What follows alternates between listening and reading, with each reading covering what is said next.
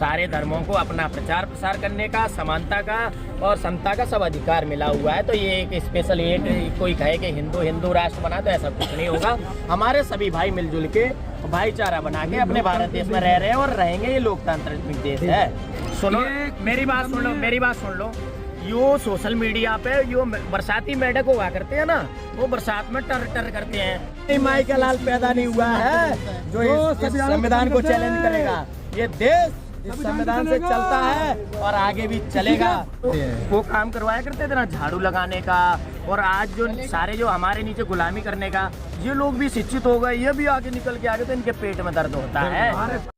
जो देश का मालिक हो गए प्रधानमंत्री, राष्ट्रपति, इनको भी गालियां देने का काम कर रहे हैं। और जो यूजीसी बिल है, और ये हमारे जो भाई यूनिवर्सिटियों में पढ़ा करते हैं ना, तो इनका ये खुला शोषण करते हैं। चाहे वो प्रोफेसर हो, स्टूडेंट हो, वैसे हर पायदाने पे ऊपर बड़े लेवल पे सारी पोस्टों पे यही लोग बैठे हुए हैं। क्योंकि इनने ना पुराने टाइम से हम लोग थोड़ा शिक्षा से वंचित रहे, लेकिन उसके लिए आज जो बाबा साहिब ने जो संविधान बना के तैयार किया और शिक्षा के लिए हम लोगों को जागरूक किया, तो हम जागरूक हो चुके हैं 85%। और आज इस मनुवादी की छाती पे ये आरएसएस मनुवादी बीजेपी सरकार को आज यह चेतावनी देने आए हैं। मैं मध्य प्रदेश से हूँ, आपका अपना भाई। मध्य प्रदेश में भी हमारे साथ ये आरएसएस मनुवादी बीजेपी सरकार छलावा कर रही है। हमारे मध्य प्रदेश में हमारी 52 से 54% पॉपुलेशन होने के बाद हमें मात्र 14% रिजर्वेशन दे रही है। 27% मिला था, वो विगत 6 साल से हमारे 13% पद होल्ड करके रखे हैं। हमारे 1.5 लाख स्टूडेंट दर दर भटक रहे हैं। उसके लिए धरना प्रदर्शन आंदोलन मैंने खूब भोपाल में किए, और माननीय श्री डॉक्टर मोहन यादव जी ने भी मेरे साथ मीटिंग की और मेरे को बोला कि डंके के चोट पे दे रहे हैं, लेकिन वो देने को तैयार नहीं है। और हमारे समाज वर्ग से जो मंत्री विधायक जो बने हुए हमारे बोर्ड से बैठे हुए हैं, SC ST के बोर्ड से, उनके नीचे से भी हम कुर्सी खींचने का काम करेंगे।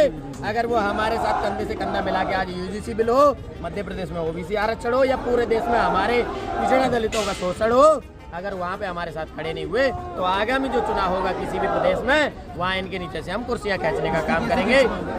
कुर्सी कैसे खींच पाओगे? कुर्सी अपने भाइयों को जागरूक करेंगे, 85% के बीच में जाएंगे, शिक्षा को बढ़ावा देंगे, संविधान को बढ़ावा देंगे। और श्रीमान जी क्वेश्चन पूछिए तेरा, और क्या क्या क्या बताना है? अच्छा, जो 85% है आप बता रहे होंगे हमारी आबादी है, तो सिर्फ नारे लगाएगा, आंदोलन करेगा, धरना प्रदर्शन करेगा, पार्टी का झंडा भी उठा के भाई है कि पहले इन लोगों ने जो राज कर लिया, ठीक है। अब हम 85% भाई चंद्रशेखर आजाद, भाई रविंदर भाटी जी, इनकी आजाद समाज पार्टी भीम आर्मी आज पूरे देश में अपने पैर पसार चुकी है, क्योंकि वो पिछड़ा दलितों के मसीहा हैं। जहाँ पिछड़ा दलितों का पसीना गिरता है वहाँ खून गिराते हैं। आपने उत्तर प्रदेश, मध्य प्रदेश जहाँ भी कांड देखे होंगे भाई। एक मेरे मध्य प्रदेश में हमारे गुर्जरों की सभा मीटिंग चल रही थी, तो ये शासन प्रशासन, ये आरएसएस मनुवादी सरकार ने हम लोगों पर लाठीचार्ज करके हमारे 500 लोगों पर रासुका लगा के जेल में भर दिया था। तब हमारे यहाँ के जो गूंगे बहरे नेता है ना, हाथ खड़े कर गए थे। तब यही चंद्रशेखर आजाद भाई, यही रविंदर भाटी जी ने आके मध्य प्रदेश की सरकार को झुकाया था। चंबल के पुल पे आके हाथ जोड़ के सरकार ने सारी बातें मानी और हमारे भाइयों को रिहा किया गया था। तो भाई उनके साथ तो आज हम ST SC OBC, पूरा समस्त OBC वर्ग से आता हूँ। OBC वर्ग पूरा मध्य प्रदेश में और पूरे देश में इनके साथ खड़ा है। और आजाद समाज पार्टी से हम भाई चंद्रशेखर आजाद जी को बिल्कुल हम प्रधानमंत्री बनाने तक ले जाए। बहुजनों को किस सरकार से खतरा है? खतरा हमें इससे ही है, क्या है, ये हमारे साथ छलावा कर रही है। खतरा तो हम डरे ना किसी से भी, तभी तो हम उनको चेतावनियां दिया करते हैं, और आया चेतावनी दे रहे हैं खुल के। जो यूजीसी में यादव को शामिल किया गया है, उस पर बोला जा रहा है कि यादव तो शोषित में रहा ही नहीं, तो यूजीसी में क्यों? भाई यादव की चोटियां कट रही हैं। वो मध्य प्रदेश की घटना देखी, यादव भाई की चोटियां कट रही हैं। कथा भागवत करने जाएंगे। यादव कितने भाइयों, यादव भाइयों के साथ कितना शोषण हो रहा है, देखे आपने? शायद आप मीडिया वाले भाइयों देखा करते होंगे। क्या हो रहा है यादवों के साथ, क्या हो रहा है? तो यादव मुख्यमंत्री बना बैठा है, ये पुतला बन के बैठा हुआ है। हमारे मध्य प्रदेश का मोहन यादव हमारे समाज वर्ग से आता है, उसको 1000 बार चेतावनी दे चुके हैं कि समझ में आ जाए तो ठीक है ना, तो तुम्हारे नीचे भी कुर्सी खींचने का काम करेंगे और खुला विरोध करेंगे। ये RSS वादी हमारा मुख्यमंत्री है ना, ये गुलामी की बेड़ियों में जीवन यापन कर रहा है। OBC में तो बहुत सारे नेता हैं, तो वो लोग क्यों नहीं यूजीसी पे?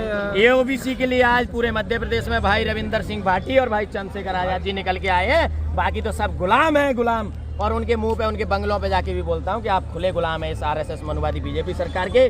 और कांग्रेस पार्टी भी आगे एक प्रेस वार्ता कर देती है भाई दामोदर यादव हमारा बब्बर शेर है मध्य प्रदेश में। जो पाखंडवाद फैला रखा है ना, जो धर्म के ठेकेदार है ना, वो उनको खदेड़ने का काम कर रहे हैं और हम जैसे युवा उनके साथ कंधे से कंधा मिला के हमेशा खड़े हैं मध्य प्रदेश में और पूरे देश भारत में। आप बोल रहे हो मध्य प्रदेश के अंदर जब आप लोगों पर FIR दर्ज हुई तो चंद्रशेखर आजाद जी ने आपकी लड़ाई लड़ी, लेकिन अक्सर चंद्रशेखर आजाद जी को लेकर ये बोला जाता है कि युवाओं का भविष्य खराब करते हैं, आंदोलन के अंदर लेकर लोगों को भड़काने का काम FIR दर्ज करवाते हैं। वो हमारे युवाओं का भविष्य बनाने का काम करते हैं भाई। जो अच्छा काम करेगा उसका देश में विरोध होता है बहना, आपको भी पता है। वो बहुत अच्छा काम करते हैं और जो युवा पढ़ा लिखा करते हैं उनको भी सोशल मीडिया के माध्यम से वो बोलते हैं कि भाई आप अपनी पढ़ाई लिखाई पे ध्यान दें। जो भाई हैं वो आंदोलन के लिए मेरे पास काफ़ी भाई है और भीड़ है और मेरे इतने SC ST OBC के भाई हैं जो है, कभी वो ऐसा काम नहीं करते। ओबीसी का तो समाज चलेगा अभी हमारे समाज तो ग्वालियर का एक प्रकरण है, ग्वालियर का एक प्रकरण है बाबा साहब की मूर्ति का, जो कि अनिल मिश्रा जी उसको लगने नहीं दे रहे। तो समय पे आने पर स्टोरी लगेगी। और दूसरा मुद्दा है एक मेयर वोइस को, तो मेयर वोइस जी का जो स्टोरी लगी है उस पर 3 सेट लगी रखी है। मैं बता दूं समय आने पर वो खुद आएगी। हमारे पूर्वज हुए उनकी स्टैचू हम कहीं लगाते हैं तो ये उखाड़ फेंकते हैं ना। तो हमारा हर जगह ये अस्तित्व खत्म करने में लगे हैं हमारे पिछड़ा दलितों का।